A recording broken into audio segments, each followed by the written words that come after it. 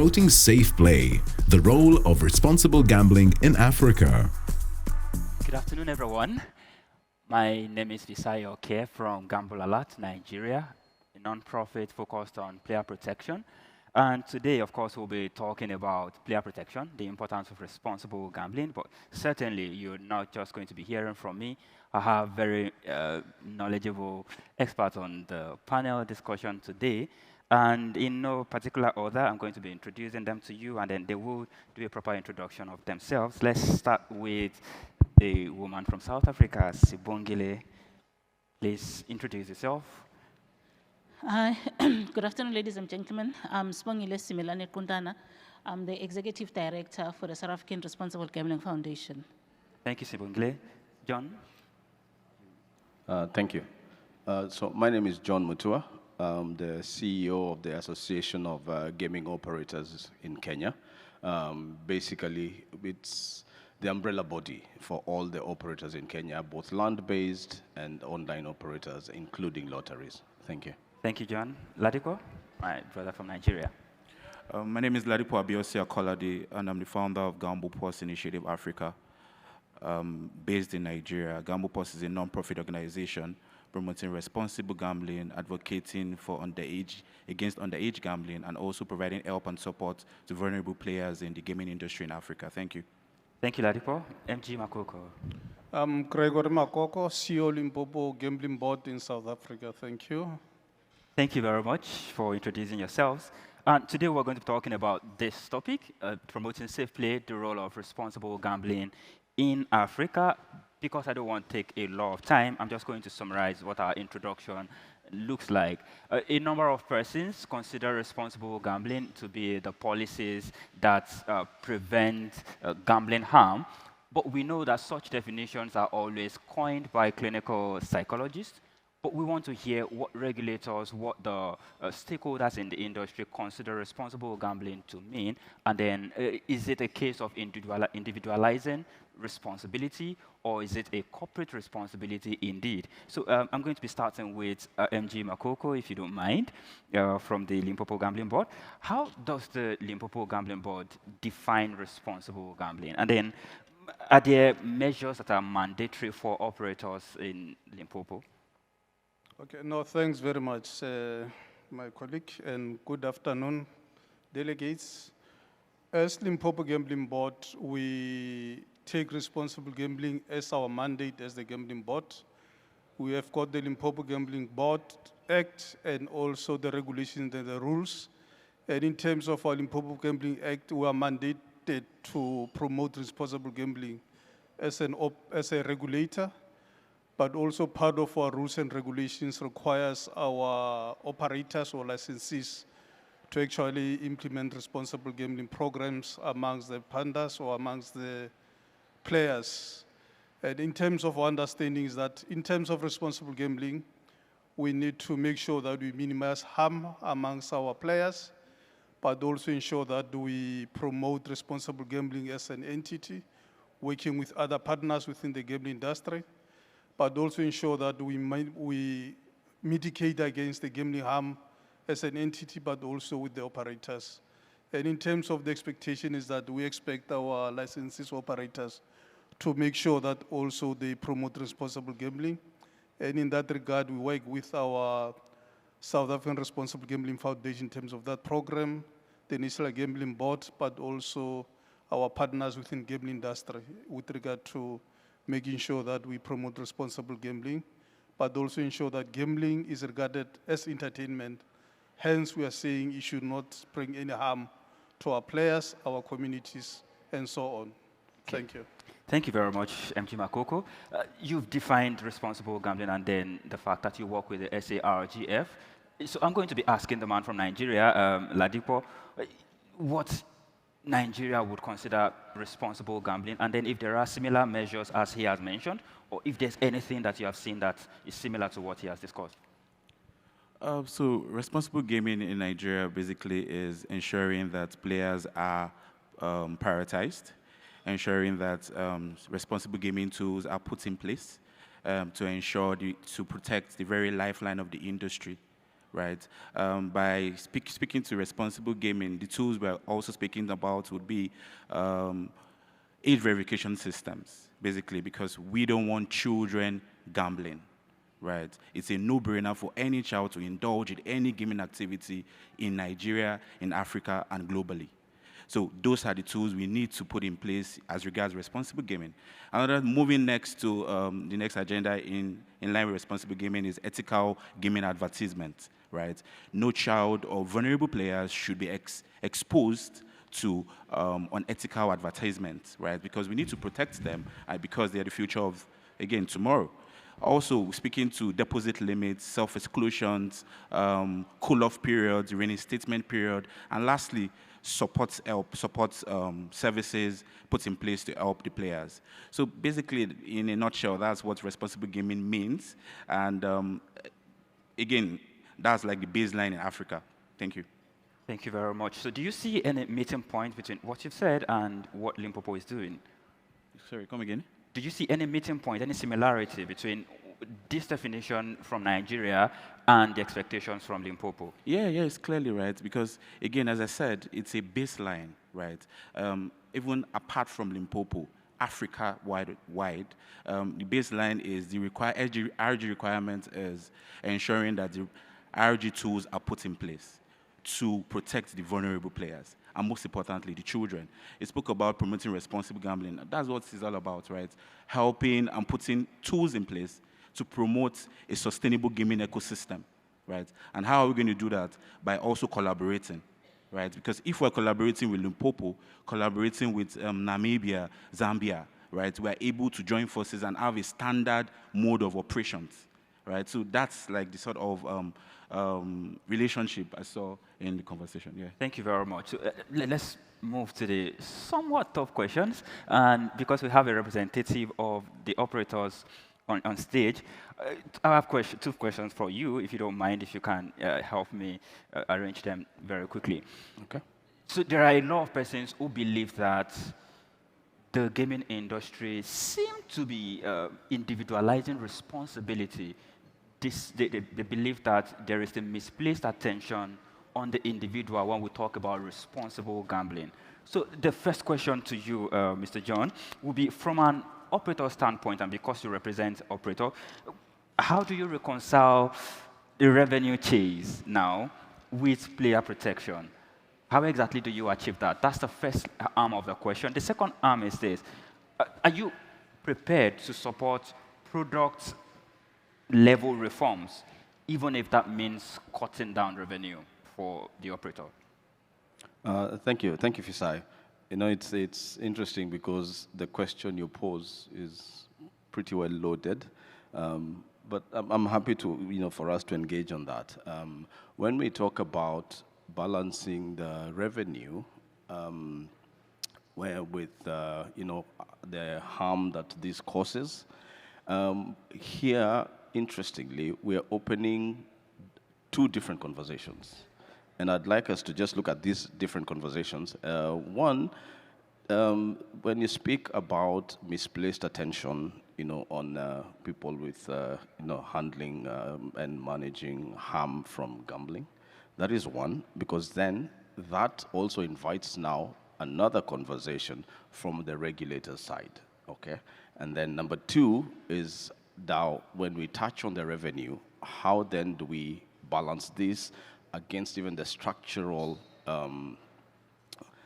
design of the games? Now, here we now begin to touch on, again, two separate things, because then we are looking at one, the operator is a commercial entity, okay? They're there to make some money. Now, number two, the supplier on the other side is equally another commercial entity that now we bring together now to the initial point where we said that there's also the regulator part that then needs to be looked at. Now, for the operators, the need to make money does not supersede the protection of the players, because then if you have players who are then short run, they only are there for a short term, and the harm effect carries deeper, then you don't have a business. it's not a sustainable model. You've got to look at it now from the operator. Yes, I need to make some money, but I need to have this client. I need to have this customer. So I need to provide tools for them to be able to actually carry forward the enjoyment. Because remember, the gambling is sold from the operator side purely and the start point as entertainment. Now, if that conversation changes, then that is now where we begin to look at different things, like Ladipo mentioned. Then now we look at what are the other tools that as the operator we are able to provide. Now, having balanced those two makes us now come back to the other question. On the regulator side, I think you need to understand that the regulator represents the government, and the government's first priority is the protection of its citizen. Now, the protection of its citizens can be done in different ways. So for the operators, I think the key thing is to look at it from a self-regulation point and to understand that you need a player who's going to be there for the long term, who views this as entertainment, who does not view this as a source of revenue, an escape. And the moment they actually do indicate, because then we've got a lot of algorithms at the moment that are able to identify player patterns and say, yeah, here we've got a problem. So it is up to now the operator to actually step in and take action and basically be able to change that conversation and provide the right tools and assistance and help that this particular punter will need, so that then you're able now to balance the two. Okay, thank you very much, John. I'm going to Sibongile now, and I'm going to link what you've said to the question I'm going to ask her. So, Sibongile, do you think, or do you agree that truly there has been misplaced attention on individual responsibility above the responsibility of the operators? Also, we've seen that tools like self-exclusion, deposit limit, loss limit, they are being front-loaded. They are being presented to a lot of people as the very important tools to protect the players. But research continues to tell us that this does not always work, and if it works, it's uneven in terms of how effective they are. So the question to you after that would be, responsible gambling, does it actually work? If it does, what would be the markers for you to say, oh, it's working or it's not working?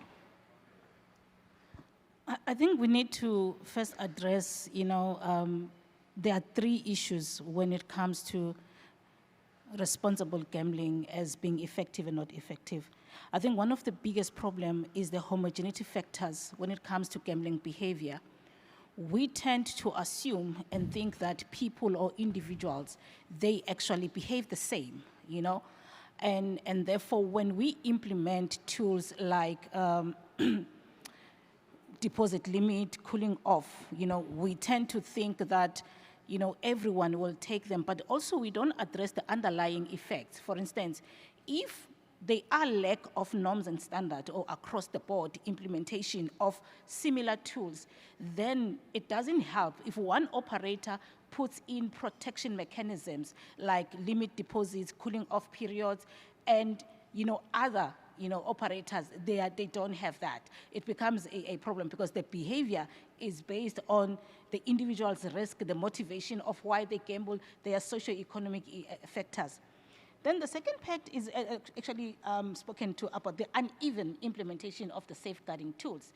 It doesn't help the people that we're trying to protect if we don't have norms and standards across the board that's going to govern how those safeguarding tools are actually set. One of my colleagues talked about, behavior, being able to predict some of the behaviors. But the behavior is the prediction is on one side. We are predicting how the players are going to respond. We are not predicting, how, once somebody has actually fallen prey of gambling addiction, what are the various interventions and at what point do we intervene? Do we wait until the ship has sunk that we then start putting intervention? We actually to be quite honest, we lack the understanding of, the social and economic background of people that come in and play as to what are the most likelihood or probability that this person will actually end up being addictive.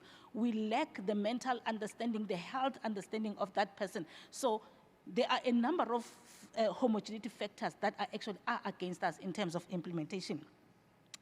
We also have a problem when it comes to, the targeted interventions. It's always targeted. When we talk about responsible gambling, why are we always talking about it when it comes to punters? We don't speak about responsible gambling or as to the responsibility of the operators, the responsibility of the regulators. It is one-sided. If we see that quite a number of people are actually becoming addicted, and then operators still issue licenses, what are we saying? Are we not fighting, a losing battle? Can't we take a pause and say that we are experiencing an increase in gambling harm? A number of minors are actually experimenting, even though it's illegal, but they are experimenting. What is the responsibility from the regulator point of view in terms of licensing?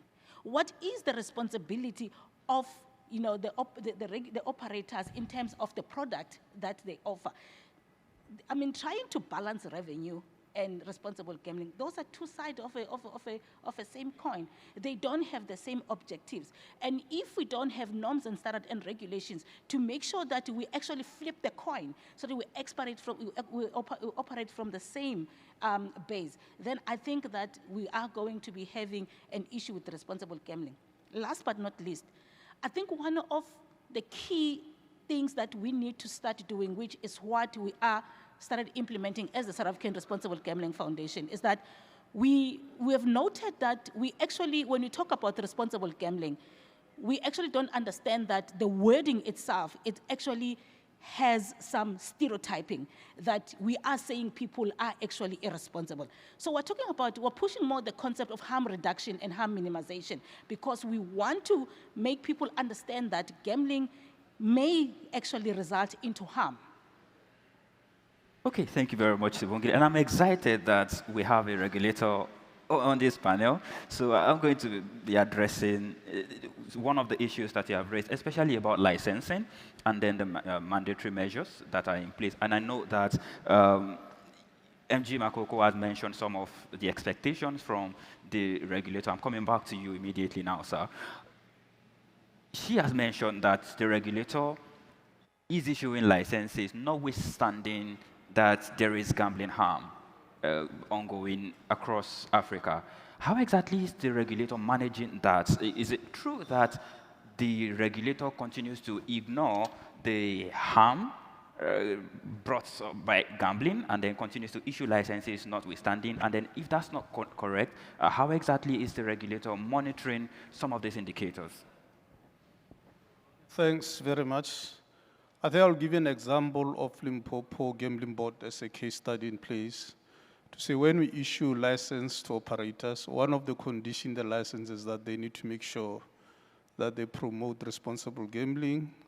They provide information to the players in terms of responsible gambling, but also one of the obligations from our side to make sure that they give information about what are the available options in case you get addicted.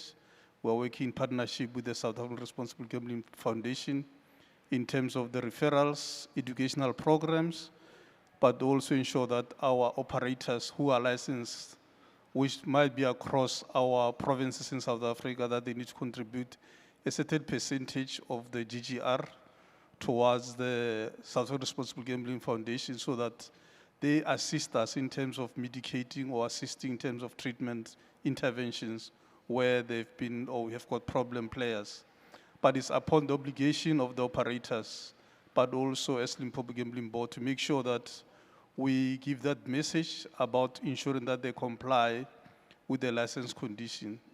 That part of our role as the Gambling Board in Limpopo, we've got what we refer to as the compliance audit unit, which when they audit the operators, they also check whether the operators are complying with those license conditions, so that we also balance the issue that colleagues have actually said, to say how do you then talk about responsible gambling while at the same time an operator want to make a profit. But we are saying the two can go together to say, as your operator, you contribute towards responsible gambling to mitigate against the negative impact.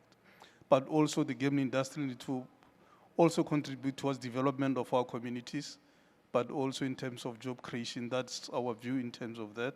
Therefore, we're also saying, in terms of monitoring, the players, the gaming industry, and ourselves, as the Gambling Board, we have joint responsibility to make sure that we monitor that particular implementation of the interventions that I spoke about. Thank you. Thank you very much, MD Makoko. I'm going back to the representative of the operators now. In Kenya, we see that the regulator came on board with a saving platform for players. How exactly do you reconcile that? To directly ask the question, do you think that this component risks normalizing gambling as a savings platform? Thank you. I think it's a very good question, and I'd like us to, just look at the intention, of the policy. And I want to first at least paint a picture before I answer that. And here we're looking at how government will usually address issues relating to the public. One will either be by way of taxation, or two, by a shift or change in policy, okay? Now, previously, what we had was a situation where you've got a tax, an excise tax on every stake, and then you've still got a tax on every winning for the punter. Now, the tax on the stake, the intention was to discourage, people from betting. The tax on the winning, the intention for that one is to basically support other things that the government does. For example, some of that money goes into what is called the sports fund, and the sports fund is what is now building stadia around the country, and it's a product you can actually see where some of that money is going. Now, the savings component and what the intention of betting is, we already have something that acts as a deterrent. And then now we add a savings component to that. Now it becomes a very interesting mix, because then now there's a danger here of getting the messaging mixed up, because then people will start to feel and see that actually for every bet, for every stake, I'm saving some money. So actually this is something I can continue to do. This is something I want to do. Now it opens up even further discussions and conversations around how the harm comes about. Now, is it something that we want to encourage? It's already there in law. There isn't much that can be done about it. Can it normalize, the betting in that aspect? Yes, it can, and no. It's a double-edged thing, because then now it calls on the operators and the government as well to combine in terms of providing the right kind of education, so then people are able to distinguish and understand what is the intention of this. Because what the government says with this one is, out of the stake, the savings component, then you can use it for your social health, or you can use it as your pension.